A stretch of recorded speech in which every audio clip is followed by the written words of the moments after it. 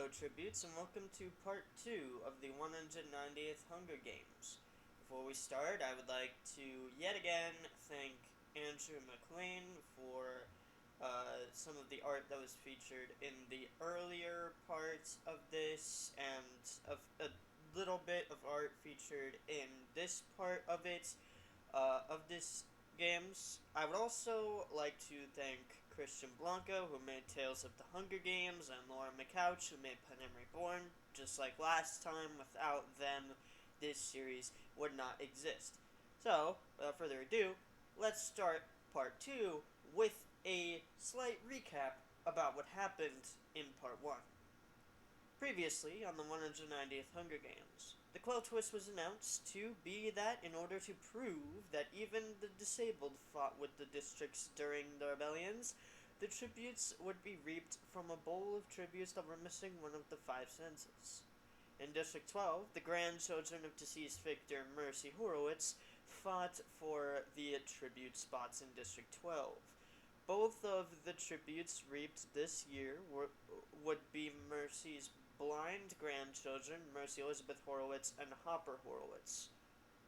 In District 10, twin siblings fought with others in order to gain a tribute spot.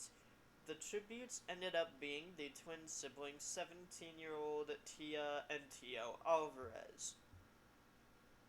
Tia being blind and Tio being unable to feel pain. In District 8, the two tributes that were reaped were a pair of best friends from the district, Andrew Tillett and Yara Hakim. Andrew being deaf and Yara being mute. This pair was the perfect match for communication. The tributes from the career districts, along with District 8, made an amazing first impression on the Capitolites. The deaf and mute tributes did especially well with the deaf and mute children of the capital and other districts. Meanwhile, the blind tributes did especially well with other blind people. During training, Tia, Tio, Mercy Elizabeth, and Hopper ended up forming an alliance with Treasure from 1, Colin from 1, Eliana from 2, Trevor from 2, River from 4, Liana from 7, and Everett from 7. Meanwhile, Yara and Andrew formed an alliance with Megan from 3, Lewis from 6, Mazalia from 9, and Maze from 9. After the interviews, the tributes returned to their rooms. Yara, Andrew, Tia, Tio, Mercy Elizabeth, and Hopper all ended up being out on their balconies when something truly horrific occurred. Down on the District 4 balcony, Atrophilia and River broke out into another intense argument. This time, though, Atrophilia threw a few punches at River. Eventually, the pair's fight ramped up, and Atrophilia ended up pushing River off of the balcony, causing him to die when he hit the ground. Treasure had also been out on her balcony when this fight happened, and she saw River fall past her balcony. She had gotten off of the couch and ran to the edge of her balcony just in time to see River hit the ground. Just then, peacekeepers came out onto the District 4 balcony and shot Atrophilia to death. All the tributes that weren't deaf that were on their balconies could hear the shots and were immediately terrified. This fear was even more evident with Treasure, Yara, and Mercy Elizabeth. Although Yara was still able to sign to Andrew what had happened on the District 4 balcony, which also immediately brought fear to Andrew's eyes. The next day, the tributes were taken into the hovercrafts. Half of the tributes ended up being put in one hovercraft, and the other half in the other. Yara, Andrew, Tia, Tio, Mercy Elizabeth, and Hopper all ended up being in the same hovercraft, along with Liana, Everett, Mazalia, and Maze.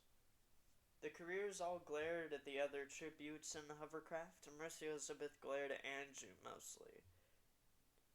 Meanwhile, Yara and Andrew held each other tightly, scaring Mazalia and Maze a little.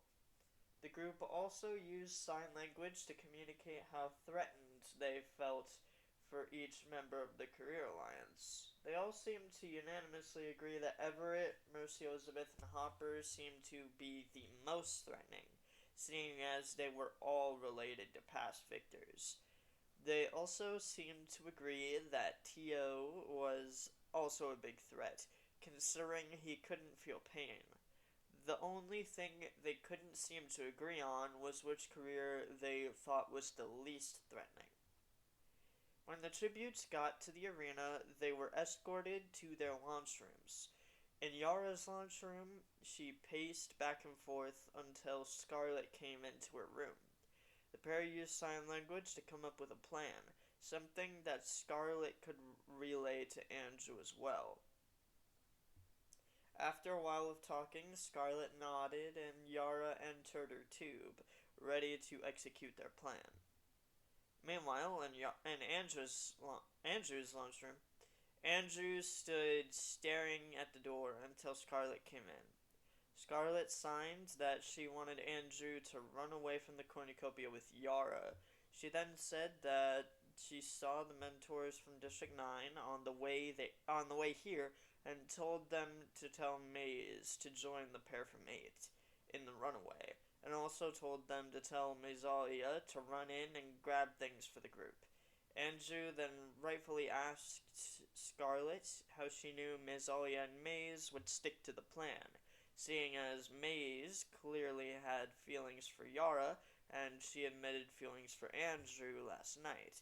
Scarlet just signed for Andrew to trust her before pushing him into his tube as the glass closed around him. In Tia's lunchroom, Antoinette immediately met up with her. Antoinette talked with Tia about the plan that they had formulated with Tio and Anastasia, asking if she still remembered it, to which Tia replied with a nod before responding, kill Andrew's friends, with a smirk on her face. The pair exchanged a smirk before Antoinette helped Tia into her tube and the glass closed around her. In Tio's lunchroom, Anastasia immediately met up with him. Anastasia asked Tio if he remembered what Wolfmark told him about the 7s and 12s, to which Tio responded with an eye roll and a nod. She then asked Tio if he remembered the plan he had made with Tia, to which he nodded and responded in the same way Tia had responded to that question. Anastasia then smiled as Tio walked into his tube and watched the glass close around him. In Mercy Elizabeth's lunchroom, Aesion met up with her immediately and smiled. He congratulated Mercy Elizabeth on her making it to the games, stating that an outlier district had been completely taken out before his games. He knew how she felt when it came to the death of her ally and friend River. Aesion then gave Mercy Elizabeth one last hug before sending her up in her tube. Finally, in Hopper's room, Hopper paced back and forth and in his room until Aesion came to see him. The two cousins hugged each other before Aesion asked Hopper what the plan was. Hopper responded with an eye roll, protect Mercy Elizabeth. Hopper replied bluntly. Hopper then stepped into his tube and watched the glass close around him. When the tributes were lifted into the arena, they looked around, and the tributes that weren't blind could see they were on Easter Island, with the Maui situated behind them. For those who don't know, that's what the heads on Easter Island are called. The tributes all looked around and noticed their allies were actually all relatively close to them. The careers all smirked, and Tia and Tio motioned towards Mazalia and Maze, signifying they wanted to pick them off. Meanwhile, Mercy Elizabeth motioned towards the boy from 11, and Hopper motioned towards Kayla from 11. Meanwhile, Yara, Andrew, Mazalia, and Maze signed to each other that they were scared about the careers and what they might do to them. Mazalia and Maze then signed that they knew the plan and would do whatever they could to stick to it. When the gong sounded, the couriers ran in along with Mazalia and a few other tributes. Tia immediately grabbed a sword while Mazalia was grabbing a bottle of water. Tia then ran over to Mazalia and stabbed her in the neck as she was standing up from grabbing a second bottle of water. Meanwhile, Yara, Andrew, and Maze all stood stock still on their podiums until they saw Tia kill Mazalia. This made all of them break into a full sprint towards the Maui. This is when Tio threw a knife into Maze's back and started to run towards the group. Andrew tried to drag Maze away with him, but the wound in his back caused him to scream out in pain, and Andrew could tell he was suffering. Maze then signed for Andrew to leave him and run with Yara. Andrew started to tear up before wishing Maze luck and running away with Yara. When Tio got to where Maze was, he jumped on top of Maze and slammed his boot into Maze's neck, choking him to death. Yara and Andrew cried as they got to their hiding spot and heard Maze's cannon, and the pair waited for Megan and Lewis, hoping they were okay. Meanwhile, after killing Florida, Mercy Elizabeth heard the boy from 11 trying to escape the cornucopia. She threw her sword at the boy and it hit him right in the back of his neck, sticking out of the other side, immediately sounding his cannon. As Hopper plunged his sword into the neck of the girl from 5, he overheard Megan and Kayla fighting over a bag. Hopper immediately got up and ran towards the fight and stabbed at the girls, stabbing his sword into the ground next to them. This caused Megan to scream and run away, leaving the bag with Kayla. Kayla clutched the bag tightly before also running away, not making a sound. After the bloodbath, 5 cannons went out, belonging to Mazalia from 9, Maze from 9, Florida from 6, the boy from 11, and the girl from 5. When Yara and Andrew noticed that Megan and Lewis must have still been alive, they smiled. Back at the cornucopia, as the couriers were counting their kills, Treasure recommended that it might be a good idea to have at least one person that can actually see stay at the cornucopia when people go hunting. The plan was agreed to by most members of the Alliance. Meanwhile, on the other side of the cornucopia, Eliana complained to Mercy Elizabeth about how she didn't manage to get any kills in the initial bloodbath. Mercy Elizabeth listened to these complaints and suggested that the pair should go hunting so that Eliana could get some kills. Eliana then asked if her friend Everett could join. Mercy Elizabeth only allowed this after Eliana had allowed Mercy Elizabeth to let Tio tag along. As the group hunted, Mercy Elizabeth and Eliana took the lead.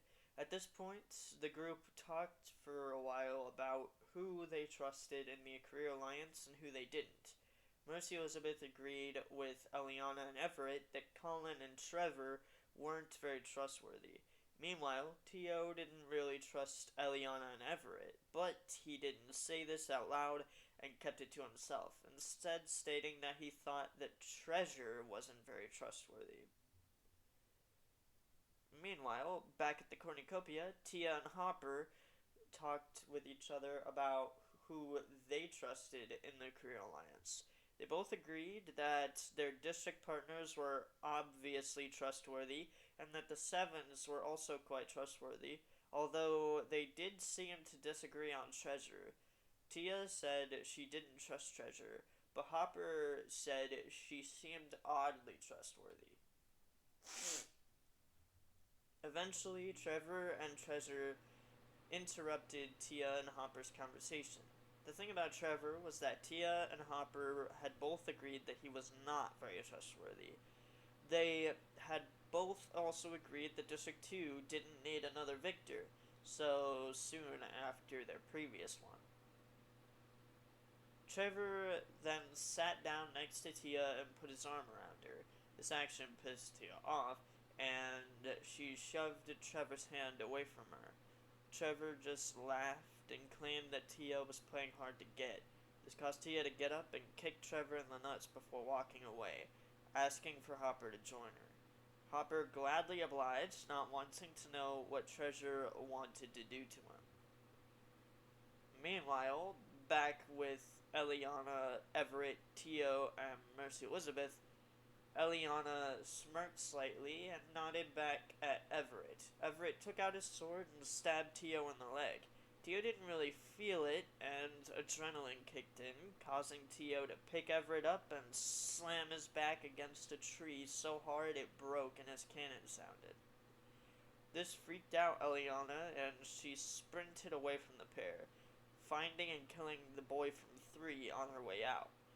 Mercy Elizabeth looked around as Tio looked down at his leg and noticed the stab, stating that the stab must hurt for people who aren't him, before leaning up against a tree. It was at this point that Mercy Elizabeth could finally tell what had just happened and walked over to Tio, asking him if he was okay.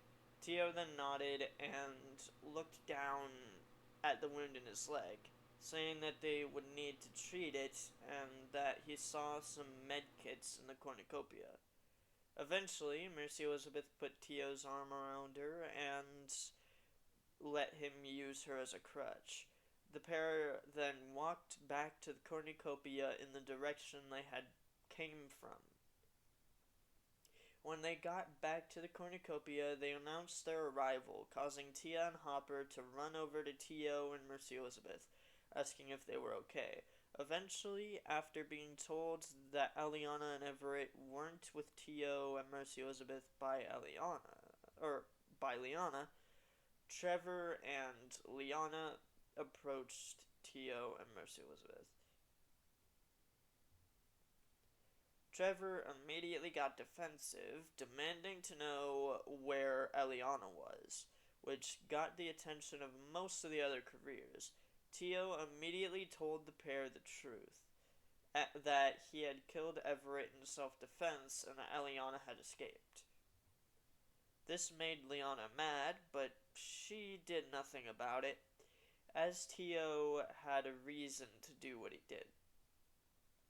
Meanwhile, Trevor was fuming and took out his sword, claiming he was going to find Eliana, and he asked Treasure and Colin to join him. The pair from 1 gladly joined Trevor and left the cornucopia. Meanwhile, Tio grabbed a first aid kit and handed it over to Mercy Elizabeth. Before Mercy Elizabeth could use it, however, Liana took it, saying that a blind person taking care of a wound wasn't the best idea she had heard. Liana then went on to patch up Tio's wound, stating that he should be able to walk on it in a bit. This caused Tio to roll his eyes and stand up, stating it didn't hurt.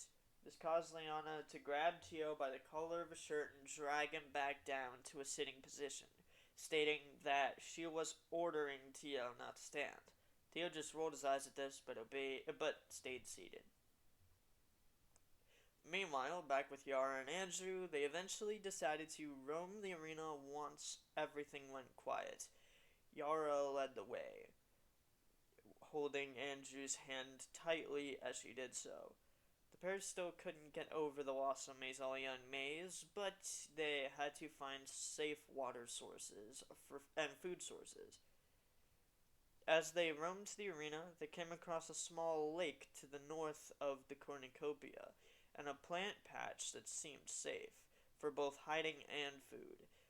To the east of that small lake, Yara and Andrew would set up camp in the plant patch, but then they felt something.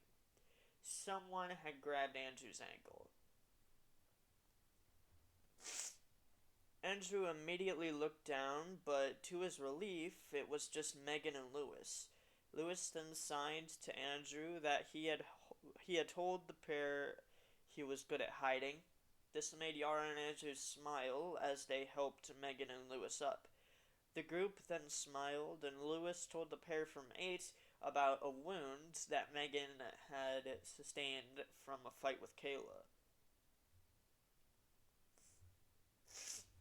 After a whole day of uneventfulness, the careers were hungrier for blood than they ever had been.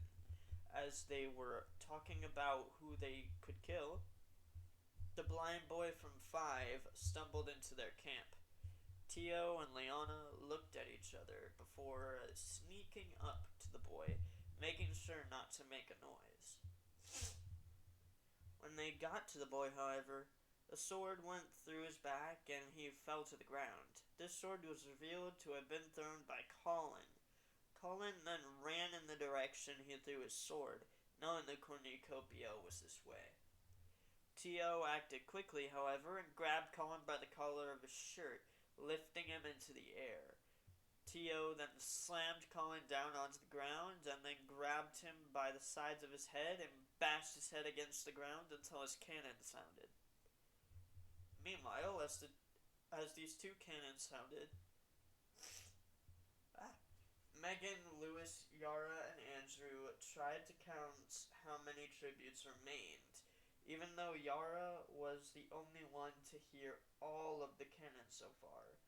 As Yara realized that there were only 13 tributes, including her and Andrew, left, she signed this fact to Andrew and the others, and they all smiled. They were the only tributes apart from Kayla and their careers left. After a few moments of talking them into it, Megan and Lewis got Yara and Andrew to agree to let them walk through the arena to find them another spot to camp, just in case they needed it.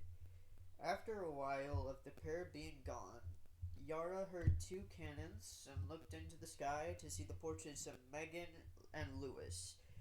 It was revealed that when Megan and Lewis ran into Kayla, the trio got into a massive fight. Although Kayla got cut up quite a bit, she was able to overpower Megan and Lewis and kill them. This caused Yara to burst into tears. Andrew hugged Yara tight and rubbed her back. Although he had no idea what she was crying about, he still wanted to comfort her. After calming down a bit, Yara signed to Andrew what had happened. Andrew looked down towards the ground and sighed, not wanting to accept their deaths.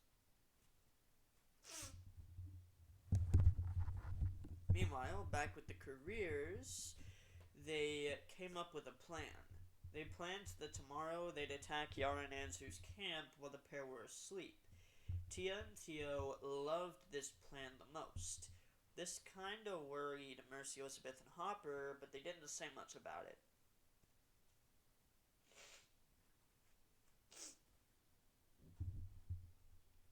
After an entire day of no deaths occurring, it was time for the careers to execute their plan.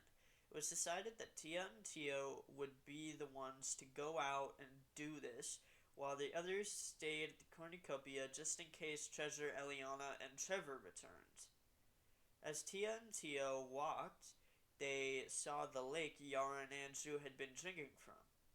When they arrived at Yara and Andrew's camp, Yara was awake watching the camp. When Yara saw Tia and Tio, she screamed, but before she could attempt to wake up Andrew, though, Tio grabbed Yara's hair and yanked it, causing her to scream out in pain. Tio then grabbed Yara and ripped her hair out, causing even louder screaming from Yara. Tio then pinned Yara down onto the ground and started to choke her out, pressing his fingers into Yara's throat. Yara would tear up as she looked at Andrew before her cannon sounded. Tia and Tio then got up and looked at Andrew, stating that they'll save him for later before going back to the cornucopia.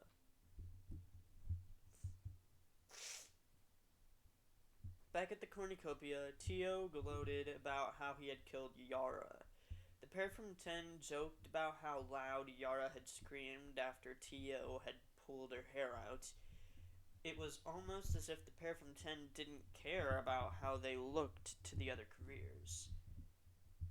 Meanwhile, outside the arena, riots ramped up in Districts 3, 5, 6, 8, 9, and 11. These riots took extremely long to squash, but it did happen. They needed all the peacekeepers from all of the career districts in order to do it, though. And this wasn't even the worst points these riots reached. Back in the arena, as Tia and Tio walked with the other careers, Kayla walked into the career camp, ready to fight. The careers gave Kayla a look that demonstrated how scared they were of her, which to say, not at all. Kayla immediately ran in, directly at Liana, stabbing her in the throat. Liana fell to the ground, choking on her own blood. As Tio ran over to Liana to check on her, Tia acted. She listened in on where her allies were, in order to know where Kayla was. Tia ran at Kayla and stabbed her, and started to fight her. Tia swung her sword at Kayla, hitting her in the arm. Kayla screamed out but managed to stab Tia in the side, but it didn't go too far in. As Mercy, Elizabeth, and Hopper ran over to Liana and Tio in order to help Liana, the fight between Tia and Kayla continued. After Kayla's cannon sounded, Tia got mad and went into a flurry, swinging her sword wildly at Kayla.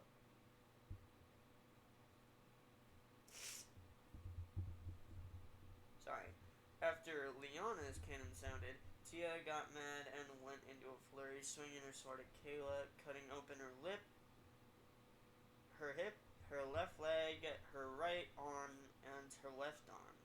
Tio, Mercy, Elizabeth, and Hopper then watched as Tia plunged her sword deep into Kayla's mouth, forcing it through her throat until she died, choking on the sword blade and her own blood.